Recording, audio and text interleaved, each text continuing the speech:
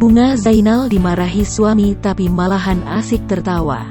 Bunga Zainal ternyata dimarahi oleh Sukhdev Singh karena keseringan membeli baju namun tak pernah memakainya, sehingga hanya ditimbun di dalam lemari. Sukhdev sampai meletakkan baju-baju bunga itu di lantai, karena ia sudah terlanjur kesal.